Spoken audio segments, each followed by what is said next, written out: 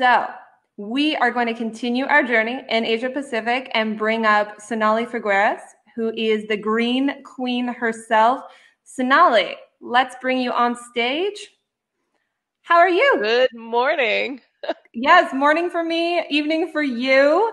I just wanted to say a quick hello before handing it over to you and bringing up Nieves and Fengru. What time we got there?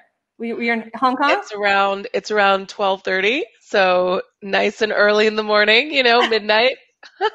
All right, we have a committed community here. Well, Super happy to be here. it's, Already, I have to say, Jennifer, you have organized this event so well. thank you. Kudos. So Well, this is just another example of when women rule the world. It's just done better. okay, I think you're going to get a lot of hearts for that one. Awesome. Okay, well, I'm going to hand it over to you, Sonali, and let's bring up Nieves Martinez Marshall and Fengru Lin, two amazing cell-based CEOs. And I'm going to go work with the venue elves on the background. Well, you guys take it away and tell us about the future of cell-based protein. Awesome. Thank you so much. Ladies, so fantastic to be here with you both. You're both incredible pioneers doing incredible stuff. I have to say, it's been quite the week in cell-based, eh? Actually, just quite the couple of weeks. Normally we tend to have more plant-based news to report, but lately things have really been heating up on cell-based. We've had, major tastings of cell-based lobster, cell-based fish right here in Asia. Fengru, you've just had an incredible few months, just winning that major competition. You beat out I don't know, something crazy like thousands of companies. Um, just so much money, and then of course going into the space, and then of course the big Singapore news. How do you both, before we get into everything you're doing, let's talk about that. How are you both feeling about the Singapore news? Did you expect it so soon? I'm really excited. Just really proud of Singapore taking the lead on this. I think it's also quite fortunate being here in Singapore, fortunate or not, but really because of the challenges around food security, the government is really aligned behind the businesses, behind the goal, the mandate to create 30% of our nutritional needs within the country by the year 2030. So really, they are driving the change globally for this.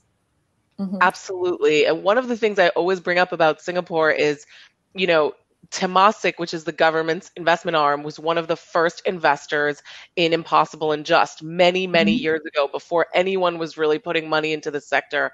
And that really shows the foresight. And, when we did our Asia report in January, we basically thought it was going to be China or Singapore that was going to lead the way for cell-based reg. But Singapore really just has done it. It's amazing. Nevis, what do you think? Well, I have to say that day was an historical day. Like I was jumping up and down, like when I saw the news, it was very, very exciting because that will open the door to the whole industry. So, and yeah, we saw it coming that Singapore would lead the path since, they have been very interested in promoting the cellular agriculture industry. And yeah, I'm very excited about the next companies obtaining that regulation. For instance, I'm a big fan of Sandhya Sriram and from Shiok Meats, and I look up to her, right? And yeah, I'm very excited. Wonderful. Well, why don't we stay with you for a second, Nevis? Can you tell us a little bit more about Novel Farms and what you're doing? Maybe break it down for those of us in the audience that maybe are not as familiar with kind of the back end yes stuff. Okay, I lost you for a minute. Yeah, sorry, I lost you too, but I think we're all back. Novel Farms is a food tech company, and we're a cell-based meat company, and we are the next generation of cell-based company, right? So the first companies that are using cell cultures to produce meat without the need to slaughter animals are focused on producing sausages, ground meat products, right? Because that's the very first step, and they're focused on scaling up the technology and producing, like bringing these new healthier meat and sustainable meat to the consumer, right? So we are seeing that the next step is producing whole cuts of meat, right? Like the meat that people think of like a pork filet mignon or like a chop or steak, sirloin steak, etc. That needs to come also. That needs to be in the grocery store, right? Like, but the technology to create that is much more difficult, right? Like it's Why? because Why okay, is it so difficult? So in an animal or in our bodies, we have muscle cells, we have fat cells, right? And then there's like the connective tissue, which has collagen, for instance. And that tissue provides the support, like the structure for the other cells to grow. So to really recreate the texture, and the consistency of meat, like a steak, you really need to provide support. So that's what Novel Farms is now developing the technology to produce this structural support, right? And with that, we will be able to produce, we already obtained proof of concept this summer, and we show like a little piece of like steak that looks like, and now we're like developing the technology further to achieve the taste, the yumminess.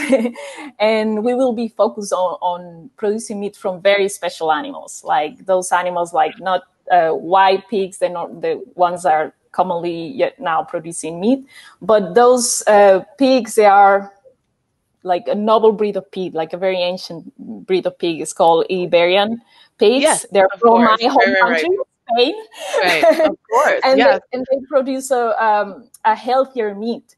So we're going to go for these gourmet meats, and we're very focused on taste and like producing a gourmet meat that like consumers are not going to be able to resist, right? Like it's not just about producing the meat that is the same that we have compete to the traditional meat. We want to provide something that they're going to be like, oh my God, I need to try this. And this is like the new, foodie trend. And, it's like not appealing to the gastronomy and then all the flavors, etc. So there's so much to unpack there, but so just a couple of takeaways is that you're basically what you referred to your company as a second generation cell-based, which is super exciting because I think for most consumers, the first generation is still something they're kind of wrapping their heads around. And then two, super interesting that you want to focus on pork because there's been some really bad reports of what's going on with pigs in Spain. Supposed to be a very humane, very well, they're supposed to be the happiest pigs in the world, right? Jamón Ibérico, right? And it turns out they're not at all. They're actually incredibly unhappy. So that's super exciting. Yes. Feng-Ru, gonna jump over to you. So you're doing also quite unique stuff. You're the first, from what I understand, your company is the first to do identical cell-based dairy. Is that right? Mm-hmm. Yep. So we are a biotech company, and we're based here in Singapore and San Francisco, and we are the first in the world to be able to make milk from all mammals. So you can think about mammals, things like goats, sheep, camels, bovine, and even human milk. So talking to industry, talking to investors, some of the more interesting areas that they are keen on exploring are actually human milk. Because there are components in human milk like the complex sugars, like the bioactive proteins that are more than just calories, that are more than just nutrition, but they can actually act as functional nutrition that can be good for gut development, brain development, and lots of different other applications. And these are a lot of blue ocean that all these infant nutrition companies or nutrition companies are keen to explore. So let's take a moment there because you're basically going to be offering a human breast milk that doesn't require a human breast, essentially. So this is hugely disruptive. I mean, let's take a moment. We're three women. I personally have a 2-year-old who I breastfed. I don't know if you have children, but I'm sure there are women in the audience with children. Breast milk and breastfeeding and infant nutrition, baby nutrition. This is a gender issue. It's a female issue, right? I mean, one of the reasons that, you know, infant baby powder is so powerful is that it allows women to work. It allows the division of labor to be split up, right? If your partner can help feed the baby, that means you can sleep. And yet there is this kind of yearn for breastfeeding. So it's hugely disruptive what you're doing. I mean, if you succeed, right, and I'm sure you will, does that mean that basically we don't need milk powder anymore? No, we don't want to take away breastfeeding. The latching is important. The connection with the baby it's not replaceable. So there's no way we want to go out there and say we're going to replace breastfeeding. Breastfeeding is still the best. We definitely want to recommend that. On top of that, there are certain things that mothers would pass to their babies when they breastfeed. Things like antibodies, things like the microbiome is passed from the mother's blood or the mother's gut. And these are not things that are produced by the mammary cells itself. So we won't be able to replicate. So that's really interesting. Okay, so it's not there are some things that the mother does pass. But I mean, can we imagine a future where every woman can either breastfeed herself or have access to safe breast milk? So eventually the powder is no longer necessary. Well, the powder is powder because of logistics, really. It's easier to deliver powdered milk because you can travel long distances. It's more shelf stable. If you look at fluid milk, it would have to be refrigerated. It's difficult to deliver. And really, if you look at infant nutrition today, it's really made up of bovine powder, vegetable extracts, vitamins, minerals, and lots of different things that are put together to try to mimic human milk. But it's still a large gap. So a lot of these infant nutrition companies want to see how they can close the gap, replacing ingredient by ingredient to try to make it as close to human milk as possible. So is your company going to help bridge that gap? Exactly. That is the goal. That's incredibly exciting. So this is something that I think about when I talk to cell-based founders, and it's interesting because in Asia a lot of the cell-based founders are women. Y'all are both scientists, right? You both come from a biotech background or some kind of science background. No, Fengru, you know that's not your background. I came from a business background. I used to work for Salesforce and Google, but we have a team of 20 full-time scientists and engineers, and they are rock stars. So we work very closely with them. But so cell-based requires a lot more science than maybe going plant-based. Would that be fair to say? Yes, that's right. We have a lot of patents that we filed. Wow. Okay. So Nevis, you come from a scientist. You're a researcher, right? So actually, it's kind of funny that I'm now in the CEO and doing the business part of the company, right? Because I have been an academic researcher all my life, like 17 years in academia doing basic research. Wow. Right. So, but how was it to make that transition? Well, it has been by accident almost, and I'm very happy that this happened. I really loving this. So basically, I came to UC Berkeley to do my postdoctoral work, and then I was like kind of yearning for doing research in something that is more that I can see the results. Right? Academia is more like, in many years there will be a drug to cure cancer or whatever, right? But tangible. I was like, you wanted something tangible. Exactly. So I started volunteer the entrepreneurship program for postdocs. I became chair. I started taking classes, evening classes at the law school, at the engineering school, management, etc. And then right after finishing my postdoc, I started working at a startup, Wild Earth, a very cool startup that makes vegan dog food. And I became very, like, I was fascinated by how employees go to work and really, have the mission to save animals, right? So I was like, whoa, this is like, I can see with my eyes, and it's like building a family, right, with a clear mission. So thanks to Ryan Bethencourt, the founder of I was going to say, Ryan is very special, though. He's a real pioneer. Exactly, and I know him for a few years. He kind of like enticed me, like, hey, come over here, like, do become an entrepreneur. And then also thanks to Amy, who suggested I should be the CEO and not the CSO, right? Like, because of, I guess, my, I'm a generalist. I like to see, everything, the science, and be the bridge between science and business, right? Like, to talk to investors, knowing, what is happening in the lab, and be able to explain it. And then, so I took the challenge there, and I said, let's do it. So that's quite an interesting switch. So, like, your brain gear wise, you have to really start thinking in terms of numbers and just growth in a way that you don't have to think as a researcher, right? Exactly, and managing people, for instance.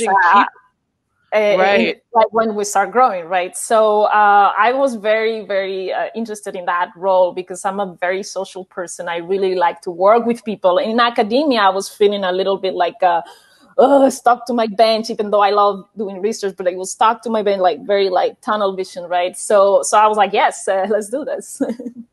But wonderful. This leads me into my next question. Fengru, what has been one of the challenges as a woman entrepreneur in this space? It's a new space. What have you faced in terms of obstacles? So I think earlier on in the journey, not necessarily as a female, but more as not having a science background, it was difficult, challenging to convince investors why my co-founder and I, not having a science background, were the best people to lead the team. But through this journey of almost 2 years now, we recognize that it's precisely because we aren't scientists, so we don't really have a preconceived notion of how things would work or how things should be done, or not necessary, or we don't really know what obstacles there can be. So everything to us is possible. We are very open, and we are constantly learning. So throughout these 2 years, we talked to investors, we talked to scientists globally, and we recognize that there are 7 billion people on this planet. When we do have a challenge, there would be a certain expertise out there who has tackled it or is at the forefront of tackling this using technology. So we would get them in, we would collaborate with them, we would try to activate these resources to pull into our team, into our R&D, to accelerate our progress. And that's been a strength of our company so far, being able to learn and bring the best people on board. Awesome. Thank you for sharing that. What about you, Nevis? What's been your biggest challenge? Well, exactly the other side of being a scientist is doing the business side, right? Like having to learn very, very quickly, like on the, fundraising and all the, the lingo of the business. And even though I took the classes, but doing it, I say I'm doing an MBA on the streets right now, right? Like I have to, learn everything super quickly and then be able to understand it and make the best decisions. So yeah, like as CEO, we have to be both. We have to understand the science and we have to understand the business. So you both have experienced fundraising, and whenever I'm in any kind of entrepreneur group, that's the number one topic. I mean, is fundraising hard? It's extremely hard. Right. I'm glad you're being honest and sharing. But also fun, I would say. I think that's the best so far. The part that I enjoy the most, in the sense that I like having meetings with investors, pitching and like explaining, and that I enjoy. Yes. Do most investors that are investing in cell-based kind of already know what cell-based is, or do you have some investors know? Okay, Fengru, you take it. Yeah, no. Some investors had no idea. No, so our company, we talk to every investor who reach out to us, whether or not they're big, whether or not they're small, whether or not they have invested in the space, just because we want to build a strong network and really spread the word of the importance of sustainability and cell-based foods, cell-based meats. So we really widen the top of the funnel and try to educate or learn from all the investors. And of course, the funnel would narrow down as we move along the stages of a due diligence process and so on. So really, there is a lot of education work that needs to be done, especially in the early stages. That's such a good piece of advice. I've never thought of fundraising like that, but having that attitude of any conversation is worth having just to spread the message. I've never kind of looked at it that way. Nevis, what about you? Well, yes, like not all investors know about cell-based, and then within cell-based know about structuring meat cell-based. Right. So that was and the challenges within it, because it's like scientifically one of the biggest challenges in the industry, along with making new bioreactors and reducing, the cost. So yeah, and also like the expectations, right? Like we incorporated in April.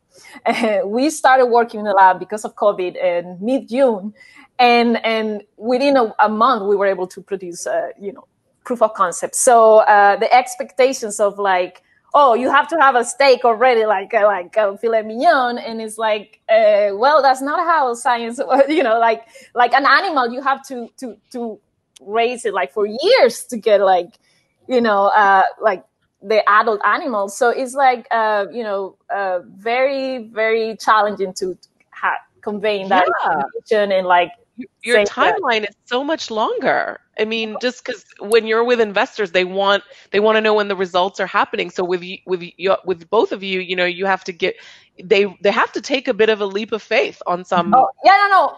What we did is like telling it, like we prove it, like say, hey, this was our hypothesis. Here it is. Trust that our combined, my co-founder and I, we have 30 years of research experience. Trust that like we know what we are doing. So yeah, and you have to show it. It's not don't tell, show. That's our motto. So I know our time is coming up, so I have 3 more questions, so I'll ask one of each of you one. So Fengru, the term cell-based, so what's your view? I mean, there's lab grown, there's cultivated, there's cell ag. What do you think about the naming of the industry, and what's your favorite? Sure. Well, because we come from cell-based milk, so I really much prefer cell-based than cultivated milk, because cultivated milk, you think of it like yogurt of sorts. So cell-based is my favorite. Okay. Awesome. Cell-based, yes. Yeah, you also like cell-based. I think it seems, just as in the media side, it seems that's the one that's stuck the most. But it's interesting, different views. Nevis, let me ask you a question. So, do you believe that eventually we'll get to a world where it's, what percentage do you think we'll get to in terms of cell-based versus plant-based versus fermented versus just animals? Do you feel that cell-based really can cut the animal out completely for people who really need to eat animal or consume animal products? Not only I believe that's going to happen, it will have to happen if we want to feed the world in a few years. Like in 2015, there's going to be like 9 billion people in the world. So the food system needs to increase protein production by 70%. So it's not possible doing that, in a sustainable way. So I'm very confident that cell-based and plant-based alternatives are going to be the future. So both of you give me a kind of an estimate. When do you think there will be, price, the accessibility in terms of price and scalability, so that mass consumers have access? What's your best kind of prediction? So, well, in the next couple of years, we're going to start seeing cell-based products starting in like restaurants and specialty stores, and mass production, I would say like 5 years, something like that. And then adoption from the consumer will require a lot of education, right? But with COVID and all the negative impact of industrial livestock production, like people are becoming more and more aware it's gonna happen faster. So there's been an acceleration because of COVID. Mm-hmm. Yes. Bangru, what about you? What's your prediction? Well, I don't necessarily think the cell-based foods will completely disrupt traditional meat or traditional cattle farming. Just because I've been to a lot of farms, I've seen the size of these machines that feed the world. It's gonna take a lot before the cell-based food industry can completely replace them. So it would be a place where both can exist for a period of time. And in the meantime, there's a lot for cell-based meat to catch up on in terms of technology, scaling, price. But in terms of price, I'm sure there will be a higher market that we can target first, much like how Impossible and Beyond first did their thing. And over the past 3 years, we just saw the boom of these plant-based meats. They're still at a price point that is a tad higher than regular meat, but people are starting to not mind paying a little bit more for sustainability. But to reach mass adoption, we would need price point parity. And when do you think? Do you think 5 years is a good number? I think to coexist, 3 to 5 years is a good number. Really exciting. Okay, one last piece of advice for any woman founder looking to kind of get in on this journey? Sure.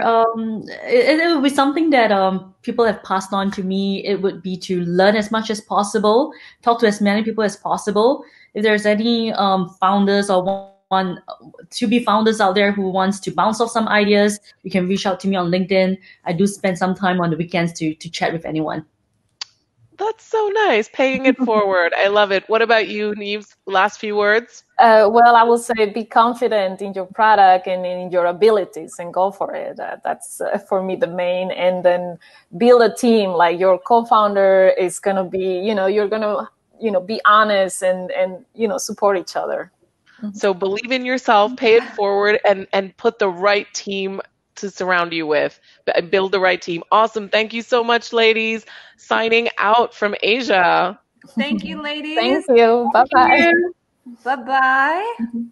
This was fun. Hello, everybody. I am back.